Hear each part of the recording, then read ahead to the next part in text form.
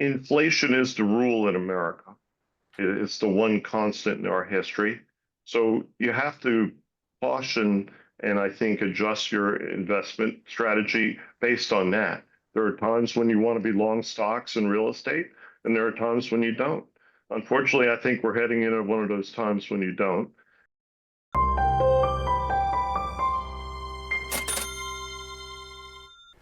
Welcome to Thoughtful Money. I'm its founder and your host, Adam Taggart. Despite the best efforts of Elon Musk and the DOGE team, the U.S. fiscal deficit for 2025 is $1.3 trillion so far. That's the second highest six-month level on record.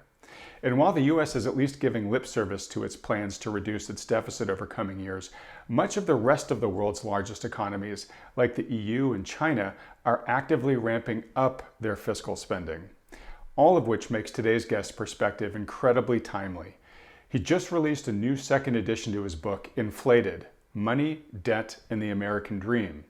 Now, is there a way we can stop and perhaps even reverse this loss of purchasing power that our fiat currencies are suffering from? Or is it only going to get worse from here? To find out, we'll ask the author himself, Chris Whalen, chairman of Whalen Global Advisors LLC, and expert on the banking, mortgage finance, and fintech sectors. Chris, thanks so much for joining us today. Thank you, sir. It's always a pleasure. Same here, my friend. Well, first off, congratulations on the new book. It is a revised second edition. I want to get into the details of all that in just a quick second. Just because it's been a little while since you have been on the program, Chris, and a lot has happened, particularly with the new administration and the subsequent tariff tempest and the knock-on effects in the markets and all that. If I can, let's just start. What's your current assessment of the global economy and financial markets? Well, the U.S. markets are deflating. We've given back most of 2024's gains, if I measure it based on the financials that I follow. We've gone to somewhat of a defensive posture. I was just setting up a new portfolio, and first thing I did was the long gold, short dollar trade. Which I think most people have figured out by now. And, unfortunately, the Trump administration is attacking some obvious issues, but in a very disruptive way. So while it's perfectly fine to talk about the role of the dollar and the cost of running the dollar as a utility for the rest of the world, how you do it's very important. And the disruptive effect of volatility of Donald Trump is very expensive. It's tens of trillions of dollars. The banks did okay this quarter. They made a lot of money trading, not so much on banking. But the ones I'm really worried about, frankly, are my mortgage lenders because of the volatility this quarter. I think hedging is going to be a mess. So, mortgage rates are up. Most of the indicia you would use to measure how consumers and voters feel about all this are probably not where you would like to see them. But Trump has told us to be patient, so we have to just see what happens. But I think the markets are in a defensive posture. That's how I would describe it. Okay, and I'm just curious. We can get more into this later if you like. But is he more disruptive at this point than you anticipated, or is it pretty much No, par for the course? no, I had called this for a lot of my clients years ago. He wasn't prepared the first time around. He really wasn't staffed. He hadn't done the homework because they didn't think they were going to win. He So was the this dog time, that caught the car, right? oh yeah, but this time around, the Trump team, Susie Wiles, and the whole team around him are extremely well prepared. So, for example, this past week, they just rolled out what's called Schedule F, which is how the president has used an executive order to recharacterize a lot of civil servants. If they're actually involved in policy, if they're involved in things that are at all partisan, they can be dismissed and changed. So he's making big structural changes to the government that a lot of people still don't understand. And there's more to come. For example, we've already seen some Supreme Court decisions which have had a pretty significant impact on the liberal state. There's one involving delegation. That is to say, when a federal agency basically tries to figure out what Congress wanted without explicit instructions. If that one drops the way I think it will, Adam, Congress is going to have to micromanage federal agencies going forward. That means they're going to have to do their job for once. And that's going to be a radical change. If the federal agencies can no longer just issue rules the way we saw under Joe Biden with the Consumer Financial Protection Bureau, um, that's going to basically kill the liberal state. And I think that was one of the big objectives of Trump and conservatives. Remember when the head of Cantor Fitzgerald, our esteemed Commerce Secretary, said that everybody involved with the Heritage Foundation project, for 2025 was going to be toxic? No, they're driving the bus, and they're extremely well prepared. They have lawyers and the whole shebang as they move forward. So. Okay. So, and again, we can get in more depth to this later if you like. What I hear you saying is there, agree or disagree, there's method to the madness. And let me Yes. just ask you this, Chris, not asking you to take a partisan position and not even asking you to Well, go ahead. It's opine okay. whether they're executing well or not. But I kind of get the tone from what you said that some of the disruption that's going on is intentional to maybe take on some sacred cows, some third rails that are probably needed to be attended to over previous administrations and just hadn't been. So at the very least, will you give Trump kind of credit here for, again, whether he's doing a good job or not, sort of the courage to take on these sensitive, difficult, long persisting challenges? Oh, definitely. Look, I'm a Kemp Republican. I work for Jack Kemp. So nobody can criticize my credentials as a conservative. I just say to my friends in the administration, be careful. Don't mess things up. It's fine to pare back the state. It's fine to cut spending, look for efficiencies. A lot of Democrats have wanted that to be done for a long time, to your point, right? But what we don't want to do is cause unnecessary expenses, unnecessary volatility, and uncertainty as we go, because that detracts from the ultimate goal. So if our goal is to cut the federal budget deficit, look for efficiencies in government, okay. But still, that's not going to get it done. There was a recent piece that came out from Cato Institute, really nice and short, the kind of stuff you and I look for, right? And it said very simply, you can't fix this unless you're willing to look at Medicaid, Medicare, and defense spending. That's it. There's Mhm. not enough left to even talk about. And the interest expense is now predominant. So ultimately, Trump is saying the right things, but Washington doesn't want to go there. And this is something I get into in the book. Americans don't like to pay taxes. They would rather embrace inflation, issue debt, do anything else but pay taxes. And they don't want to raise taxes because in our system, we run for office every 2 years in the House of Representatives, right? Doesn't work. The last time Congress really took a principled stand on anything was 30 years ago when they passed a law called fiducia that came after the S&L crisis. Just about everybody on the House Financial Services Committee who voted for that legislation lost their seat. So, members of Congress are simple creatures, but they do learn. And what they know is that if you bring unhappiness to the American voter, you're going to lose. But what's the bottom line? Bottom line is if we want to live like Europeans, we have to pay taxes like Europeans, and we don't. So that's really the crux of the issue, I think. Okay. Gosh, you're opening so many doors here. And on the tax one, I want to ask you some questions about the current administration's plans to lower taxes, especially on those earning 150,000 or less. But if we can, let's push it off for a bit because we got a lot of wood to chop beforehand. Just last question on Trump. You said that the volatility with which he is executing his plans is expensive. Mm. If you had to rank it on a 1 to 10 in terms of unnecessarily excessive volatility, what kind of grade would you give Trump right now? Oh, probably an 8. You see, they're prepared, number one. And number two, they're using shock and awe. Shock and awe is meant to get things moving quickly, number one. And also, they want to engage all of these countries around the world. How do you engage them? How do you get them to spend time talking about trade, talking about tariff barriers, unless you can, smack them across the chops and say, I am going to put tariffs on you, pay attention. So that's what he did. That's a shock to the rest of the world. The rest of the world had other things on their agenda when January 1st rolled around. But Donald Trump, being the way he is, has stolen the spotlight. And so now everybody has to pay attention to him. if you've been following Mr. Trump for as long as I have, that's hardly surprising, right? This is exactly the standard playbook that he's described in his own books and which he's talked about ad nauseum in his public speeches. So All they are right, following the plan. It's all very predictable. okay, but so perhaps I worded my question inelegantly. Um, Absolutely, Trump is disruptive, and you thought he was going to be. I thought he was going to be.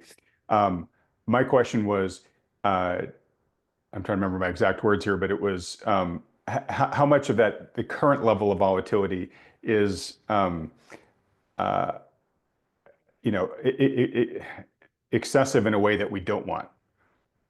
I would say the increase in volatility since January when the president took office, probably half of it's attributable to him and his administration.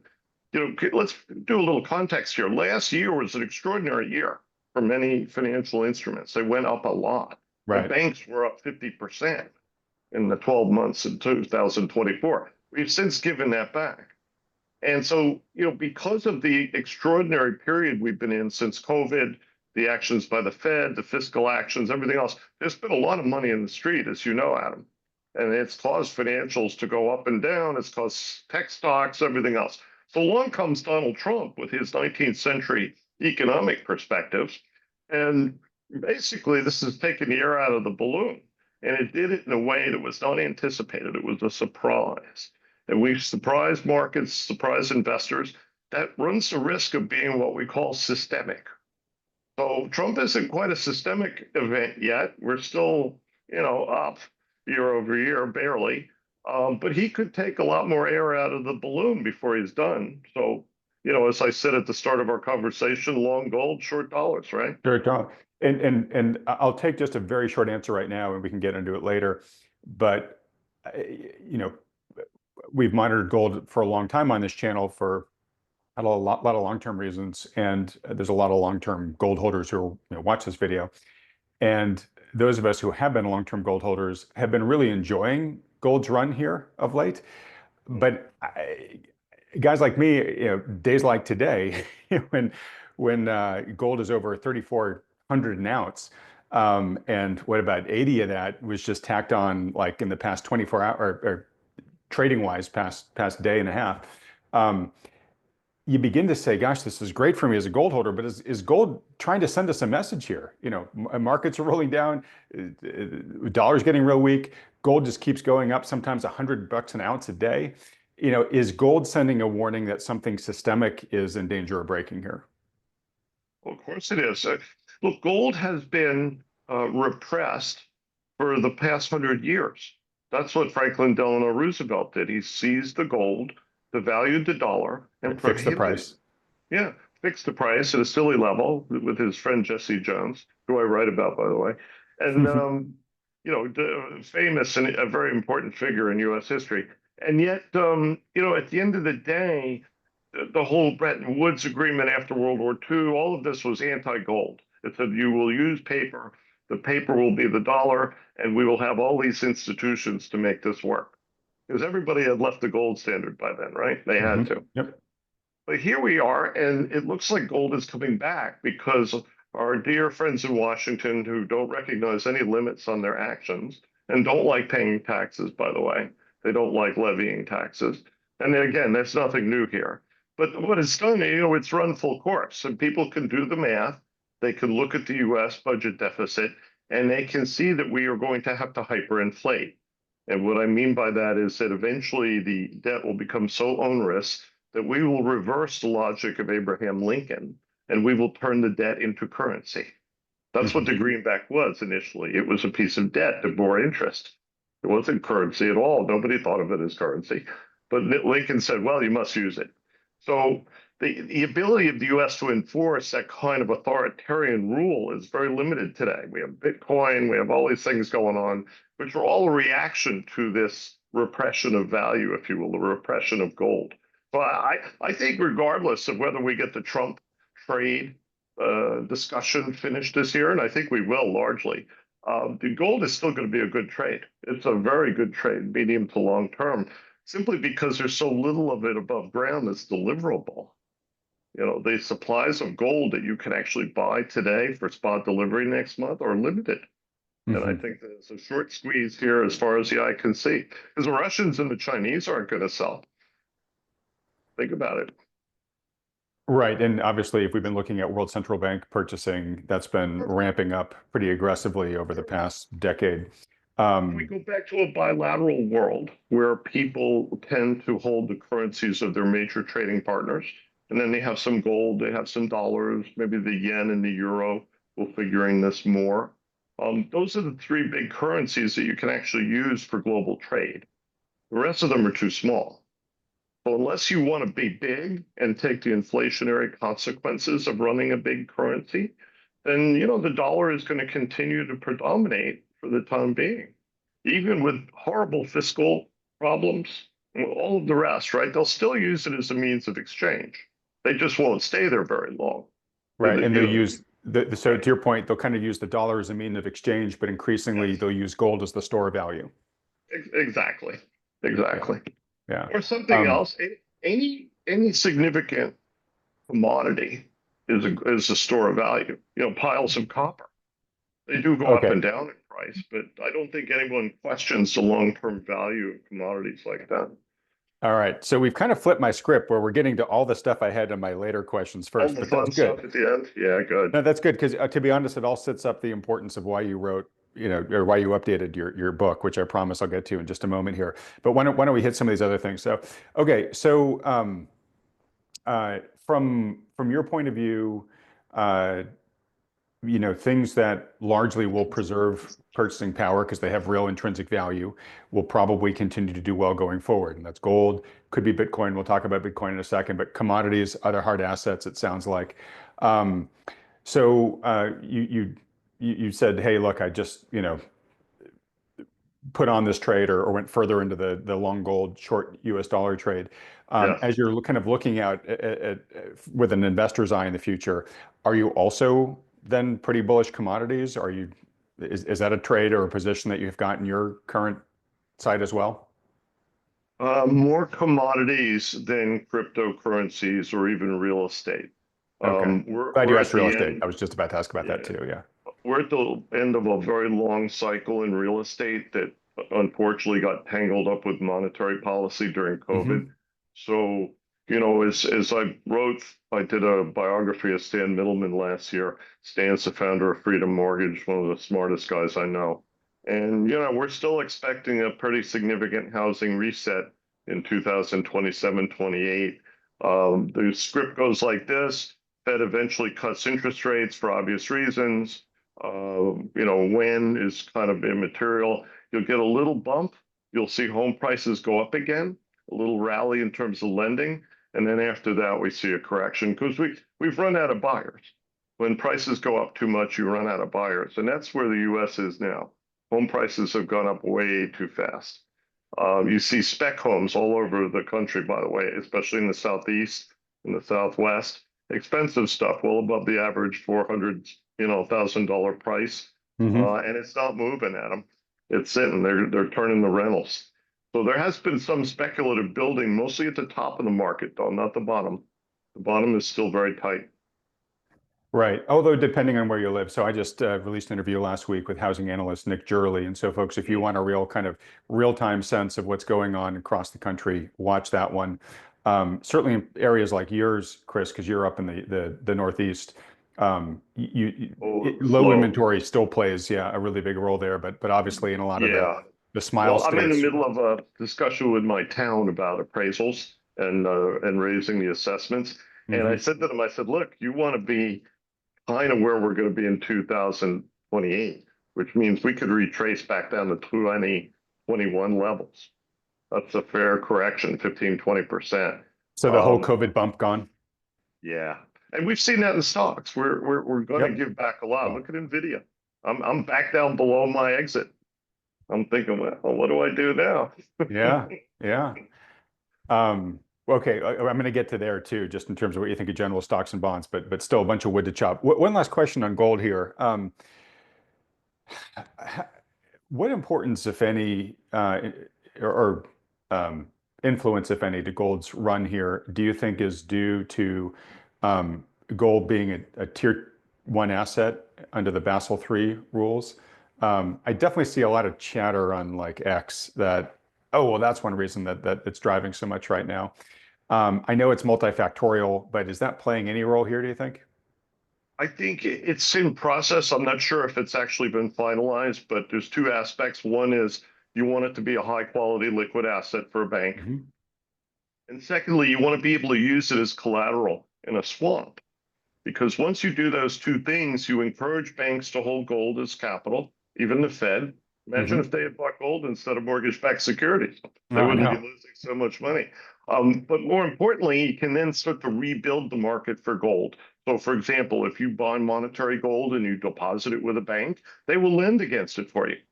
If you need to monetize it, they'll give you 60, 70, 80 cents on the dollar if the gold is sitting in the vault. So it's not true that the gold has no carry. It just depends on how you do it. If you're just going to hold little kilo bars and stash them at home, that's different, you know. But I think you'll see both. I think you're going to see a growth in the larger market for gold as a institutional investment asset, even family offices, and then you're going to see individuals holding gold. It's very popular in Asia. In fact, I think it's one of the big discount chains in the U.S. periodically sells the little bars, Oh, and they just Costco. Yeah. disappear. Costco, Yeah. right? They've And they seen great demand. disappear. Yeah. They, And they I have think all, it's wonderful. Why not? I would love to see the U.S. have a currency, a gold coin that trades by weight, and have the Treasury publish a price where they will buy gold every day, because it would start to re-educate Americans about value. And you could use the price of gold to see if the Fed and the Congress are doing their are job. doing a good job. Yeah. Well, I think that's one reason why a lot of people have thought that gold has been, artificially suppressed for so long because they don't want it showing truth to That was power. the progressive agenda. That was the New Deal. And remember, Democrats wrote the history, economic history of the United States over the past 100 years. The reason I republished my book is because I have a lot of conservative authors in the back, and I'm paying them honor. So, you know, All right. So sorry, just several interesting concepts you mentioned there. So I don't believe banks are doing yet what you think they might do, right? Which is basically you store your gold with the bank, they lend it out, and then you get a carry on it, right? But I know not that there are folks, onshore. In Switzerland, yes. I yeah, also have some colleagues who are trying to build a repository here in this hemisphere. We really don't have facilities like that for like U.S. this. residents. I do know that Rick Rule has launched a bank or is in the process of launching a bank called Battle Bank, where that is basically one of the key things that they plan to do or Mhm. are already starting to do. But You need a bank as a partner. I would argue that the repository for the gold should not be a bank, and it should not be owned by a bank. But you want a bank as a partner you want a bank as a partner, and for you, then the repository should what be private or should be state owned? in bond warehouse. Okay. Yeah. And so related to this too is there are a number of states that are kind of increasingly trying to get gold and silver restored as money. And Mm. one of the steps on the way to that process or that goal is being able to pay your taxes in the state with precious metals. So to your idea about wouldn't it be great if the government, Yes, would buy gold from you? I presume you'd like to see that too, right? I mean, some it way where. would. It's ironic. I compared Donald Trump to Andrew Jackson, and Mhm. Jackson caused a terrible deflation in this country during his term by forcing everybody to pay their taxes and tariffs in species in gold, Yep. and also if they wanted to buy land from the federal government. So it caused a horrible deflation because we didn't have enough money in the country in those days. We were Right. still using foreign currency, for God's sake. Right. And the government was hoovering up whatever was there Yeah. through those So transactions. yeah, Right. Yeah. I think we give them a discount if they pay with gold. Why not? Oh, But I like how you think. yeah, you got to think like a capitalist here. But remember, Americans should always remember that the gold sitting in Fort Knox was confiscated from American citizens and from the owners, that is to say, the banks that own the Federal Reserve System. FDR just took it. He paid them nothing. So, that was one of the great criminal acts of the progressive world, and yet we've forgotten. Now, all of a sudden, people are rediscovering gold. I find it quite amusing. It Zing. really is. Wow. Well, last on that point. So So Grant Williams, who I'm sure you're aware of, he wrote a piece 12 years ago called "Nobody Cares About Gold," and it was to sort of us, we were long-suffering gold holders back then, but he basically kept, he said, look, yes, all the things you think are important, but right now nobody cares about them. And then the central Until bank they started to do, buy. Pardon me? right? Until Yeah, they do. until they do. And then what we've seen along the way is first the central bank started buying. Then we've saw demand really rise amongst the Eastern investor, the Eastern speculator. But we haven't really seen demand rise in any real material sense yet amongst the Western speculator. Um, and Only the institutional guys, not the average Joe. So I right, would right. agree with that. So do you believe we still have that shoe to drop ahead of us here? So in terms of, as a gold owner standpoint, from a gold owner standpoint, is that one of the things that you're sort of expecting will catalyze the continued rise of gold here, or maybe will be a late stage factor, but it's still ahead of us? I think it's going to help, and I'll tell you why. In the 1970s, when I was a kid, inflation was a problem. Where did you hide from inflation? Real estate, and it was Hmm. really easy. You could go buy a house, and we lived in the Washington D.C. area in Bethesda. The house would double in price in 4 years.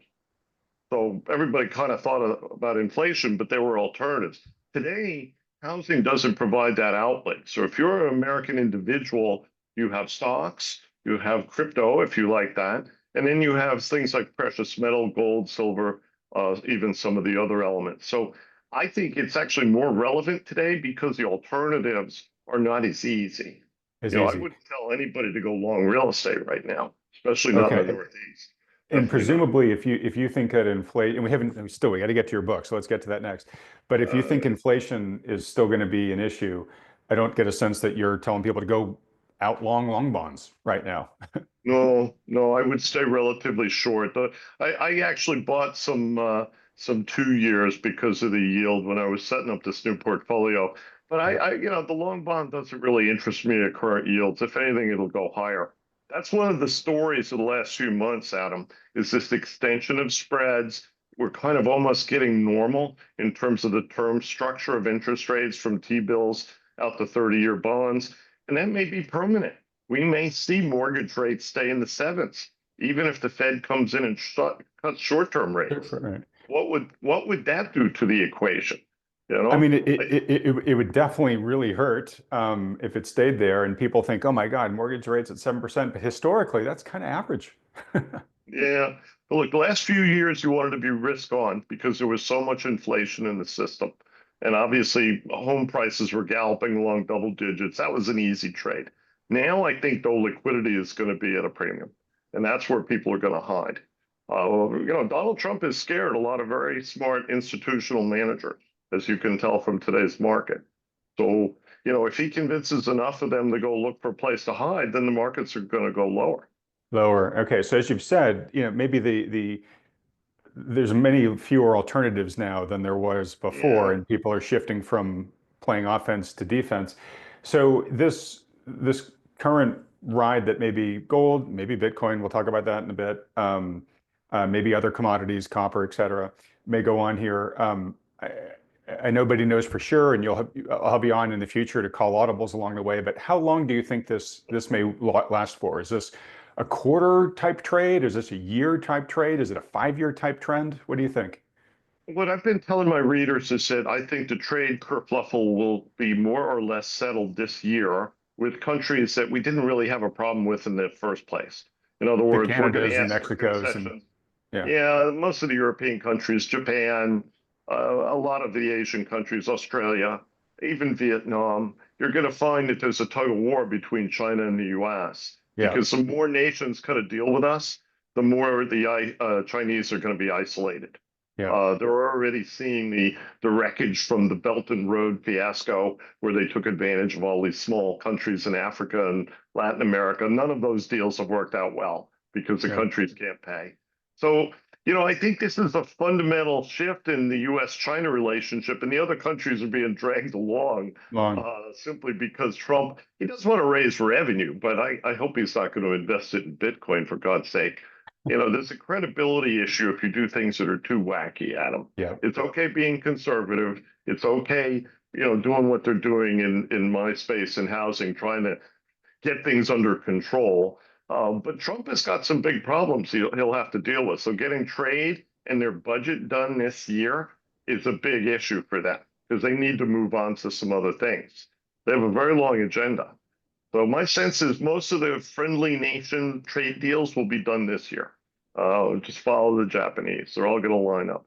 All right. I want to ask you a follow-up question on that, but real quick to the one I just asked before, this sort of long gold, short US dollar, then once this stuff starts wrapping up, if you're right by the end of the year, would that set up a different type of trade then? Yeah, well, I'm already starting to selectively go shopping. I love going shopping when there's blood on the street. Yeah. So, it depends on your risk tolerance. I have been fairly blunt with my crowd in terms of trading points in the portfolio. In fact, I'm working on a piece right now. So I'm telling people to keep their powder dry, do your homework for stuff you couldn't buy last year because it was too expensive, right? What would you like to buy now? I bought a little American Express last week and I'm going to probably buy more lower down. I think all the financials are going to give more ground. But, that stock was ridiculously expensive. It was silly. It was over 7 times book. Jamie Dimon is just below 2. So Jamie's not Wow. cheap right now. A lot of these So, banks are giving ground, but the exemplars in all of the sectors I follow are going to do fine. okay. So, sounds like you might be then quite like-minded with Felix Zulauf, who I was fortunate enough to Yes, interview on I last love week. that, by the way. I watched some of that. That was great. Oh, great. Well, thank you. So then you saw, he basically said, look, I think things are going to continue to be volatile through fall. We might retest the lows. He doesn't expect us to necessarily go much lower than that. But he's basically saying largely build your dry powder, though you can start nibbling on the drawdowns. Just don't get caught Yeah. up in the rips. But after the fall, if things play the way out he thinks they will, he thinks 26 and 27 are going to be good years for stocks. So he's saying you Yes, want to get long by the end of this year. Sounds like you're I saying similar. agree. The wind will be at our back next year and in 27 because of the Fed. But there's only so much the Fed can do when you have the big fiscal problem on the one hand, and then you have this huge overhang in housing that still needs to be fixed.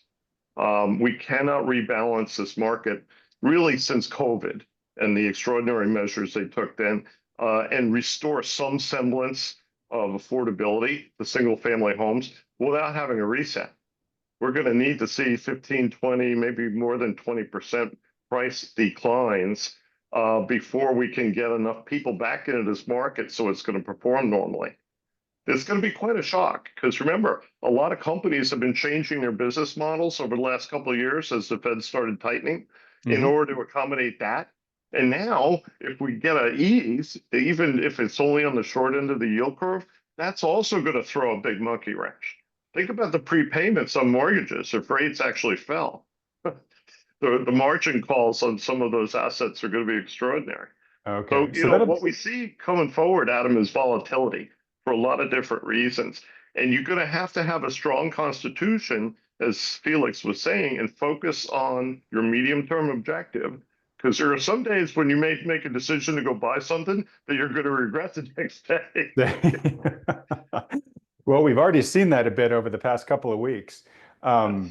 All right. So it's just an interesting world. I'm trying to think the last time where we've had like a prolonged bull rally in the markets, but the housing market has really taken it on the chin. It's been a while since we've had that, isn't it? Misery on the eights. It generally comes about every 10 years. Okay. So, Misery on the 17, eights. 18 was okay. COVID obviously was crazy. We Yeah. refinanced 2/3 of all mortgages in the United States in 18 months. Um, and now the industry is at a famine.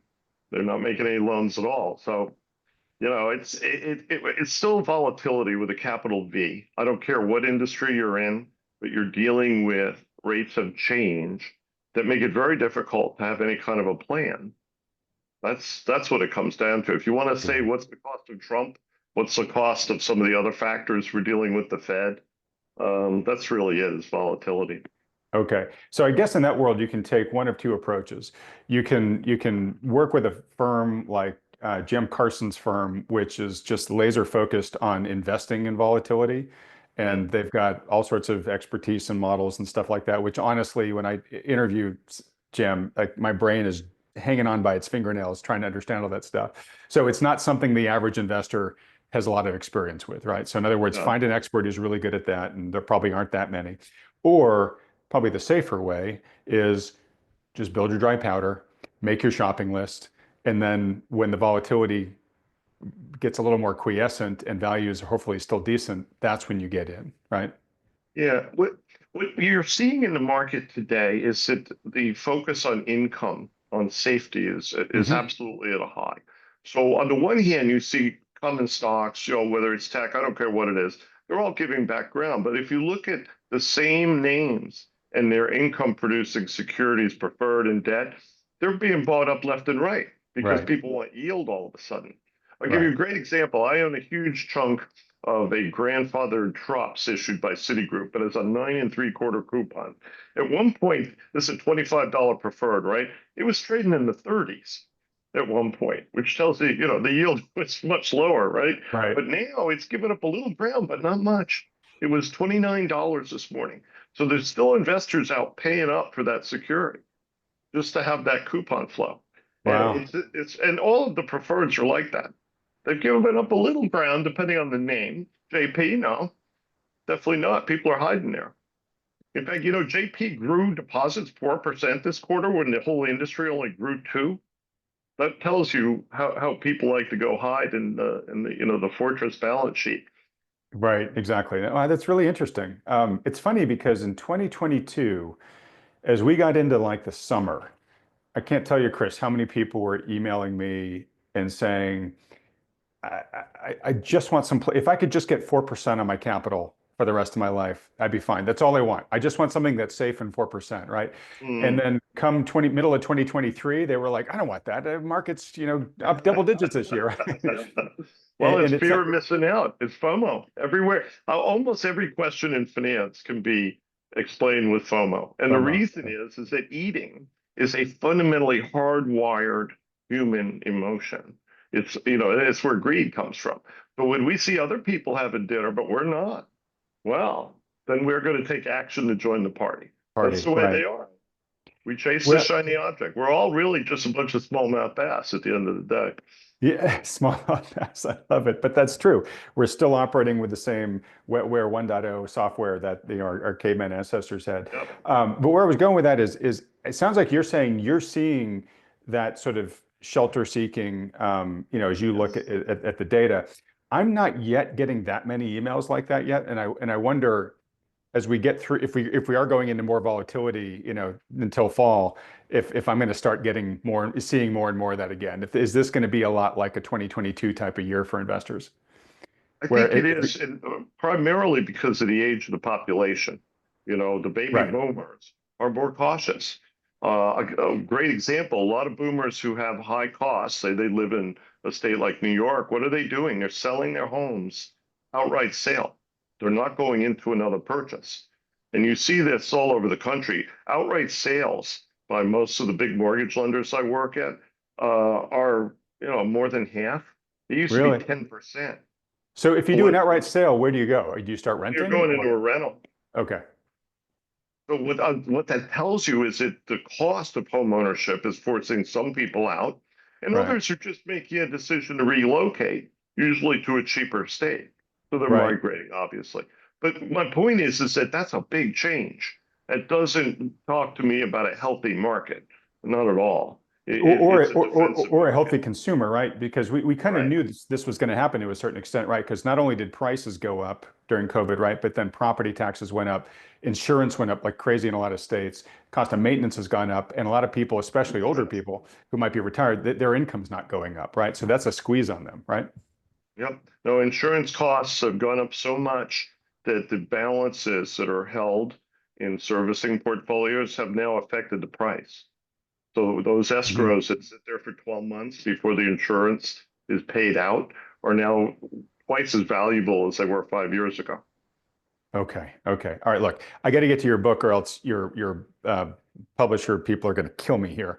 Um, Yeah. Inflated: Money, Debt, and the American Dream. The book had been out. Great book. but you've now just issued the second edition. Yes.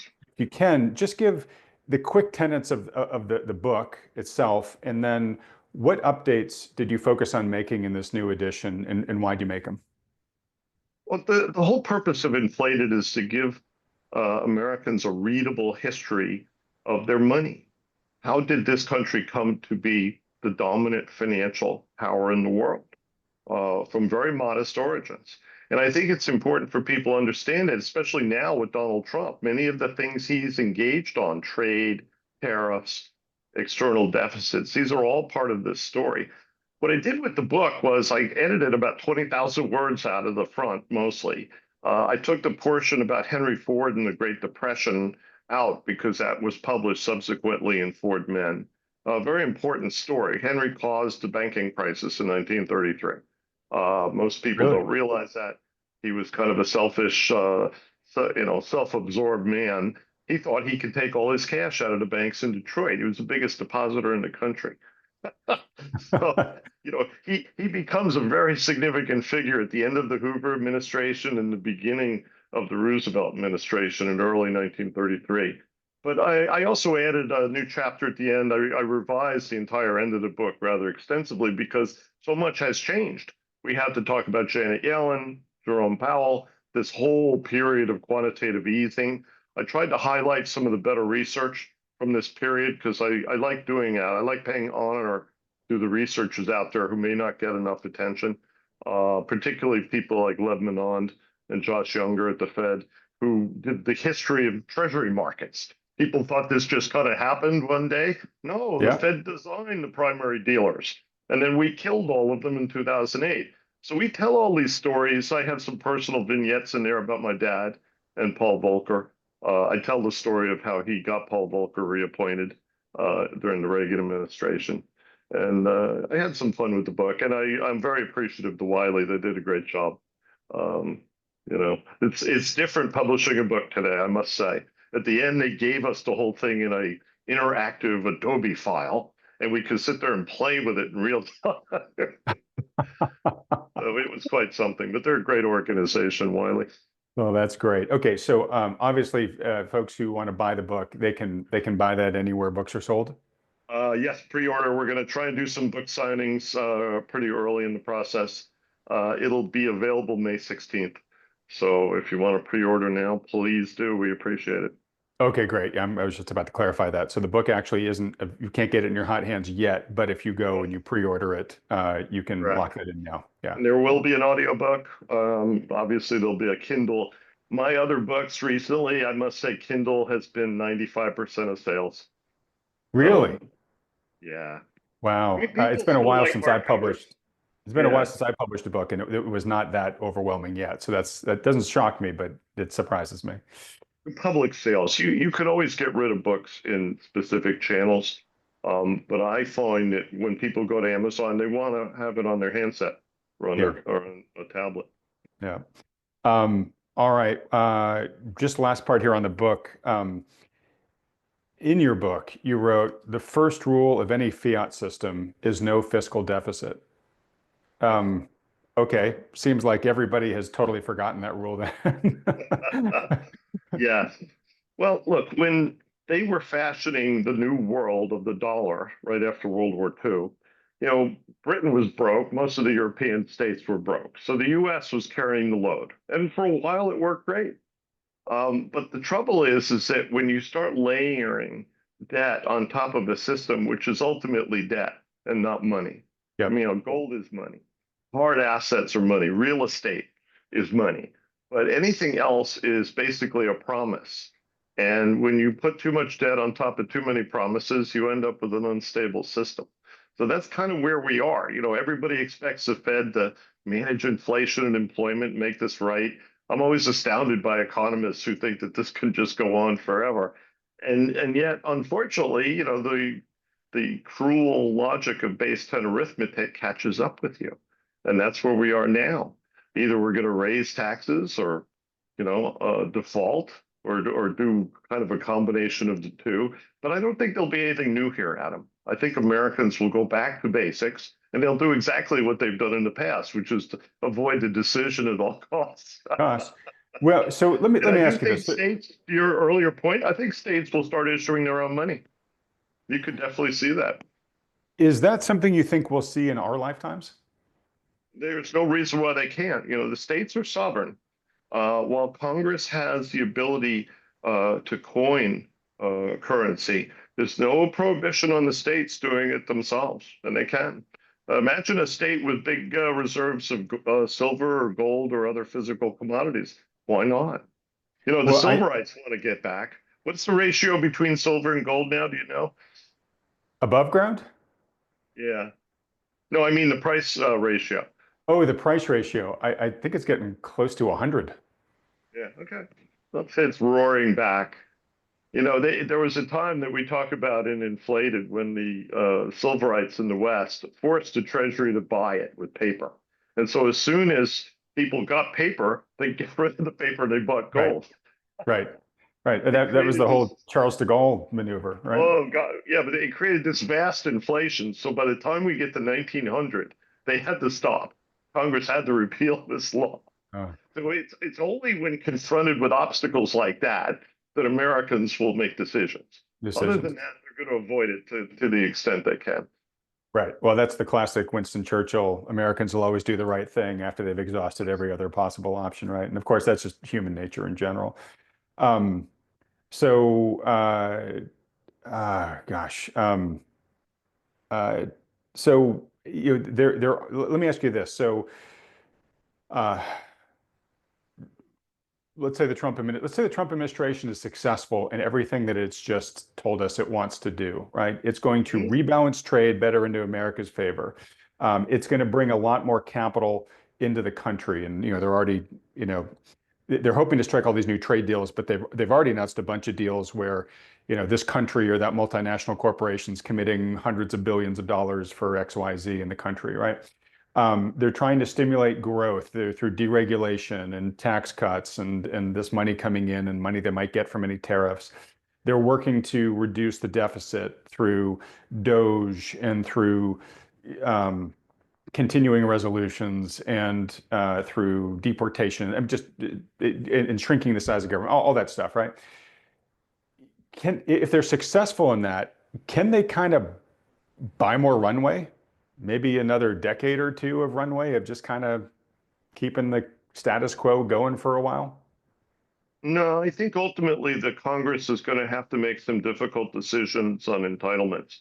Because it comes down, and the author I referenced before at Cato Institute said this, what should the federal government be doing? The Trump people would like the federal government to do much less. Do a lot They would less, like yeah. to, yeah, they would like to see most of social welfare moved back to the states. States, Uh, yep. they'll they'll share revenue with them, obviously, but they would really like the states to control it because it's only at the local level that you can administer things like this. Otherwise, they're a mess. And if you just look at the mess that Joe Biden left in the housing sector, I mean, billions and billions of dollars. As I like to tell people, multifamily real estate in blue cities is the new subprime.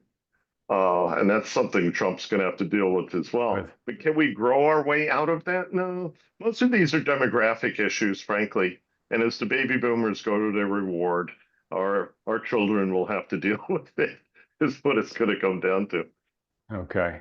Um, speaking of the housing market, so I was interviewing Anna Wong, chief Mhm, economist of Bloomberg, mhm, and she said something that was really quite interesting to me. So I've had housing analysts on this channel recently who have said, look, there's a lot of problems in housing, both mhm. market dynamics we've talked about, but also like a lot of bad loans being that the government has underwritten, right? Oh, yeah. Yeah, oh yeah. It sounds like you're in agreement. So what Anna has said is she said, look, through COVID, we had the stimulus, we had the checks, we had all these moratoria on having to make your mortgage payment and all this stuff, right? And all that's pretty much gone now. And the last moratoria to get lifted was the student loan repayment. And now that those Correct. are going back into repayment, if I got the numbers right, there's like, I don't know, 35 million, borrowers out there. But she said about 10 million of them are in trouble. And these are folks Mhm. who are unlikely not only not going to be able to repay their student loans on schedule, and we're seeing those default rate, those uh, not default delinquency rates, rising pretty dramatically now. But she said that that's going to start bleeding into other forms of debt that they owe, auto loans, credit cards, eventually Mhm. mortgages, et cetera. And so there's that. There's kind of the potential contagion of that. But the other thing that she mentioned is she said one of the things that's being said a lot in the mortgage industry is, well, borrowers, their credit worthiness is it's not like 2008, right? Like they've got better credit scores today. And she's basically saying that, yes, nominally they're better, but there's kind of been like a credit score grade inflation, the way that we have, potentially in our Yes. academic institutions. And she said if you discount back for that, you kind of get like the real credit score. It's not that different from they were back in 2008. And she thinks that the mortgage lending market hasn't fully awoken to that yet. And right now, there's an information asymmetry where the borrower knows more their true state. And in many cases, they're like, I'm not doing that well. So while my credit score is still letting me get loans, let me keep going out and borrowing. And so what she's worried Yes. about is eventually the lending community is going to wake, or ecosystem is going to wake up to this and say, well, wait a minute, we've been making worse loans than we thought. And that they can then, they're going to have to deal with the after effects of that. They're going to tighten their lending standards, and that may have a big knock-on effect on consumer spending. Do you have similar concerns? I would agree generally with her reporting. I think that's accurate, everything she said to you. What I would say is this: banks are underutilized. They're giving back capital to their investors because they can't find enough loans to make. So they Hmm. have been stretching to make loans to these kids.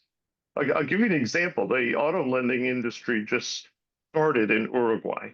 And in the space of 1 year, one of the leading banks, I'm not going to tell you which one because it's a big bank, ended up with like $1 million, or excuse me, $1 billion in auto loans in a country of 3 million people. Oh, okay. Now, that's a pretty rapid growth rate. So most financial companies have so much competition that they bend the rules to get assets. Otherwise, they're going to just end up investing their deposits in securities. They Yeah. won't have any loans, right? So, like you were, your guest was saying, yes, there's inflation in credit scores, clearly, but there's also this tendency on the part of the banks to lend because who else are they going to lend to? Most big banks have half of their exposure in consumer assets. So I think that's a big piece of it. And there's always a period of liberalization on credit, especially after 4 years of Joe Biden. But we should always remember that Donald Trump is the one who declared the emergency and said people don't have to pay their rent and pay their mortgages. They Yeah. didn't think about what would happen next. And it was Jay Powell who came to the rescue. We talk about this in the book. If they hadn't dropped interest rates to zero, we wouldn't have generated that wave of new loans and refinancings, which Right. essentially floated the whole system. We floated all of the COVID forbearance for nothing. But the problem is there's a follow-on knock-on effect of that action that we're still living through, which is high home prices. It Right. cost us dearly in terms of home prices. So we're going to fix that. That's what's coming next, Adam. We'll talk about that soon, believe me. Okay. Okay. Well, when it really becomes, really evident in the here and now, please, let's have you back on and you can give us kind of a blow by I'll blow. wave the flag. Okay. So before we turn the camera on, you mentioned to me a comment that you had made about I can't remember which congressperson it was, but somebody was making a Oh, Elizabeth Warren, yeah. Well, the progressives always go on and on about bank mergers. And in particular, they were very vociferous attacking Capital One, which is a big credit card issuer, for buying a little company called Discover from Illinois. Now, the trouble is that our progressive friends generally don't understand finance at all, and they don't have the context of the industry. Capital One is a tiny little company that competes with JP Morgan and the other big banks. They didn't own their own payments platform. In other words, they didn't own their rails. That's what we Yeah. call it in the world of credit cards. So by buying Discover, they buy this tiny little bank holding company with $140 billion in assets. They have a brand and they have their own payments platform. Now, Jamie Dimon tried to buy Discover to keep it away from Capital One.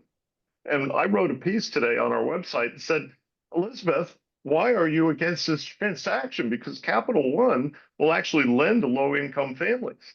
Jamie Dimon doesn't want to do business with them. So when, Elizabeth Warren and uh, Maxine Waters and all of these progressives go on and on about what a bad transaction Capital One buying Discover was, the truth of the matter is they should have been supporting it, but they don't understand the industry at all. So they had no idea. It was very sad. Okay, so on this specific topic, you're supportive of it, one, because it actually gives more competition Yeah, against like the mega banks like the JP Morgans, absolutely. and it supports somebody who is lending to lower income households.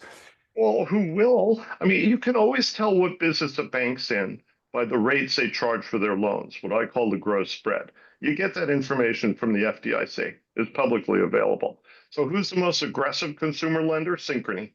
They're way up there. They're way over 20%. The gross spread for Capital One for credit cards about 20%. Jamie Dimon's 15%. So the Okay. customer that Jamie Dimon wants is very different from the customer that Capital One wants. Citigroup is somewhere in between the two, by the way. They're a little more aggressive than the other three of the top four, but not the way they used to be in the old days. And there's probably 300 banks in the US that have various types of subprime credit card operations, but they're small and they cater usually to a very specific clientele or a part of the country. Okay. So on the subprime side of things now, people hear subprime and they think about the subprime lending crisis and they think subprime equals Yeah, bad. And it doesn't. It's like any business. You just have to, make sure that ultimately your revenues match your losses or exceed your losses. Um, but I want to ask you this. So we've seen the rise since the last crisis we've had, the last lending crisis, we've seen the rise of these buy now, pay later platforms. And I'm mm, curious to get your thoughts on them. Somebody could make the argument, well, this is an important way for people to, lend to the subprime market. Um, but a lot of people, and I'll include myself in this category, it's hard not to see it as it's got a predatory feel to it, especially because it kind of markets itself as, hey, these are easy payments, asterisk, if you end up missing one, which these distressed borrowers tend to, then it becomes that's really right. rapacious. Um, and I've said many times on X, and you don't have to agree with me, but I'm like, I feel like the most predictable headline of the future is, um, you know, oh my gosh, you know, nobody could have seen these massive buy now, pay later defaults that are suddenly swamping the system. What do you think about the whole buy now, pay later dynamic? It's a modern version of a very familiar model. When we were kids, we saved stamps to go buy stuff. So that Hmm. was forced saving. Then you saw various retail chains around the country. It was almost like a rental, but you could buy it on time, fairly expensive. But it was a way for people to get things that they wanted, a bed or a TV set or whatever it was, right? A washing machine. Hmm. There are some subprime lenders out there that will work with people who have bad credit. They give them $1,000 or $500 to start. They need to go buy a new washing machine. They help them do it. So that's a familiar model. The buy now, pay later is a little more aggressive, and it's really ultimately about acquiring the customer lead. In other words, you're trying to facilitate a sale of something and you're financing it. That's what it comes down to. So it's a Yep. familiar model. It's just wrapped in new clothing. That's the way I would put it. Okay. Um, and look, yeah, the the independent free trade capitalist in me says, hey, folks should be able to do whatever they want to do. But do you get worried when you see stories of like people door dashing on buy now pay? They're using buy now pay later to pay for their Chipotle. Yes, and you can be pretty sure that the default rate on that portfolio is going to be quite high. Um, Look, all of these things, whether you're talking about cryptocurrencies or buy now, pay later, they all evidence discomfort on the part of our fellow citizens, either in terms of the opportunities they see, or the value of the money, or inflation, or whatever it is. They have less confidence in the system. That worries me because if we don't deal with the fundamentals that are causing that discomfort, then we're going to have problems. Housing prices, we have to fix that. It's so out of line that it's a political problem now. Yeah. but you see this in other areas too. What's interesting is that this time around, the mortgage banker research team at the Mortgage Bankers Association says that the consumer is now prioritizing the house, not the car, not the credit card payments. So if we do see a crunch, you may see autos and credit cards, which are already seeing elevated delinquency, lead the way. Meanwhile, we still have equity in homes. And I think that's why consumers tend to defend the home this time, because there's equity there. Because And it's indeed, got some value in it. yeah, that wasn't the case in 2008. You know, half of the market was private in those days, and valuations went down to 20 cents on the dollar before they recovered in 15, 16. Okay, so you think the jingle mail ratio will be lower this time when the housing Yes, very cracks? definitely. Until you see home prices reset, because let me put it to you this way, Adam, there's a lot more distress in consumers right now than the data would indicate. Why? Because when they get behind on the house payment, they sell the house and they keep the residue. So we don't see a default. We see a forced sale, we see a deed in lieu, but that doesn't hit the data. The consumer goes on with some cash in their pocket, they go get a rental somewhere. So right now, default has no cost in residential housing because home prices are so high. It's almost impossible for the bank to lose money right now. Interesting, interesting. And so, and to your point too, because they're able to sell the house and whatever meet whatever debt was forcing them to sell the house, Yeah. we're not seeing default. So to your point, like Well, and the we're consumer not necessarily avoids getting the default signal too. as to how Yeah, under that's pressure right. the consumer is. Yeah. When the consumer works with the lender, they get a little gold star in the system. There's no event of default. So ultimately, that's a good resolution for the consumer. The question is where they're going to live. Right. That's ultimately the issue. And I think as over time, as home prices fall, we're going to see that world normalize. For example, the Trump administration has rolled back all of the COVID era forbearance for both government loans and the VA. You're going to start seeing more foreclosures as a result, Yep. unfortunately, and especially for veterans. I have a column coming out in National Mortgage News today that talks about that. It's unfortunate, but they are normalizing everything. They want to roll back every single rule that Joe Biden put in place for COVID. Okay.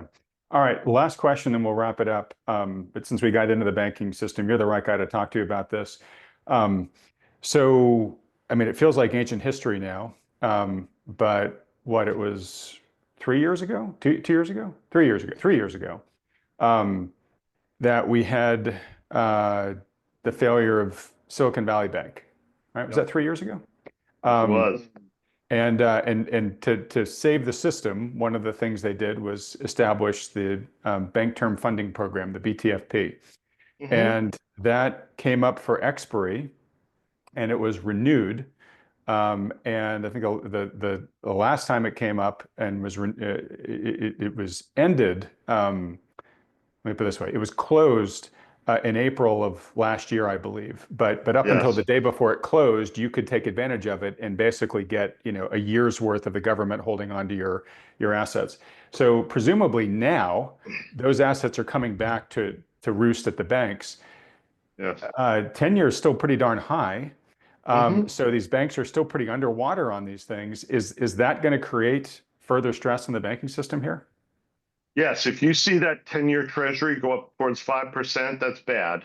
For exactly the reasons you stated. Last year, the U.S. banking industry took $16 billion in losses selling those securities you're talking about, which are lower coupon Hmm. bonds that came out during COVID. What the Fed did was it financed that debt at par, no haircut, for the 1 year period. I think they should have left it in place because there are some large banks out there that still have profoundly underwater positions. They have taken their time because they're all waiting for the Fed to cut rates and rescue them, right? But Yeah. the question is, imagine if the Fed cuts rates in a month or two, Adam, and we don't see the long end respond. Right. Which That I means mean, when they started cutting rates, whatever it ah, was a year ago, so it went up. all of those securities will still be underwater. The cost of production will fall, warehouse will fall, anybody who's issuing new stuff is going to be benefited from a short-term rate cut, right? But it's the long-term yields where we price deals. Right. So whether we're talking about private equity portfolios that need to be refinanced, or commercial real estate, or multifamily real estate in cities that can't be refinanced, all of these things are going to get more and more problematic if long-term rates stay elevated. So that's one of my biggest worries is as we normalize the market, short-term rates may go down. That's the Fed's province, right? But you may not see the same reaction in the long end that we did during COVID when everything was correlated. Remember, stocks, bonds, everything went as soon as the Fed hit the throttle. The benefit was immediate. We may not see that in the future.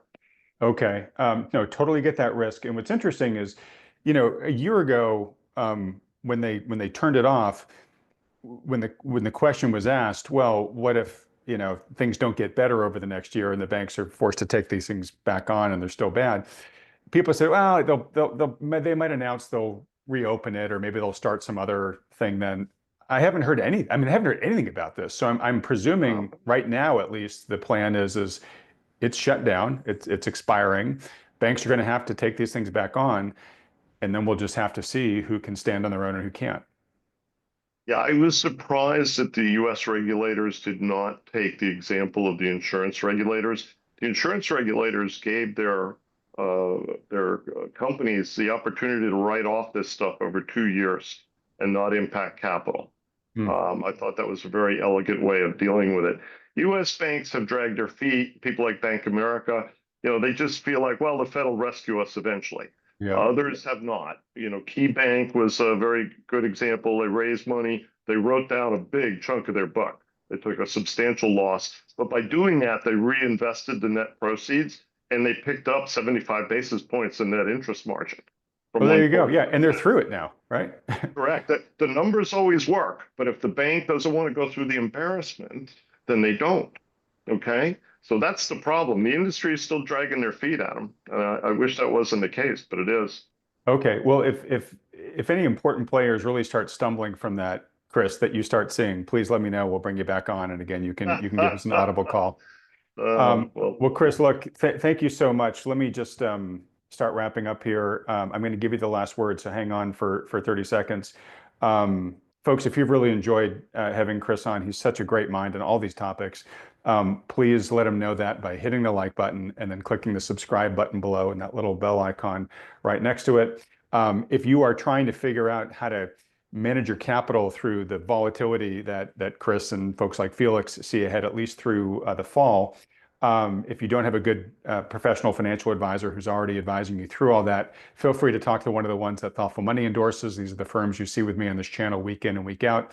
To schedule one of those free consultations, just go to thoughtfulmoney.com. Only takes you a couple seconds to fill out the form.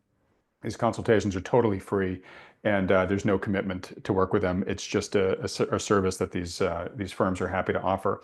All right, Chris, so I want to give you the last word here. Real quickly, though, for folks that want to follow you in your work, where should they go? Well, I'm Christopher Whalen. I'm an investment banker. I work with institutional customers and financial institutions. I publish the Institutional Risk Analyst, which is my primary newsletter. I'm active on X and LinkedIn under RC Whalen. And I also publish a column for National Mortgage News, which is great fun. I spend a lot of time working in the housing industry because it's one of the most important parts of the U.S. economy. And I always appreciate our conversations, Adam. They are always great, Chris. All right, so look, Chris, when I edit this, I'll put up the URLs to those resources so folks know where to go to follow you. Folks, I'll have the links in the description below this video as well.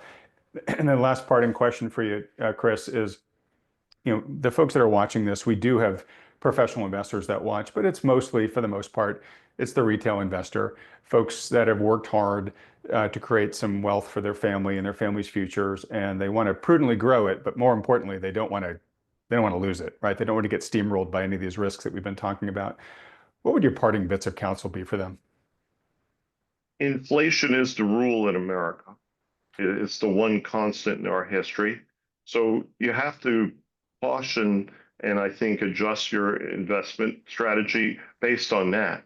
There are times when you want to be long stocks and real estate, and there are times when you don't. Unfortunately, I think we're heading into one of those times when you don't.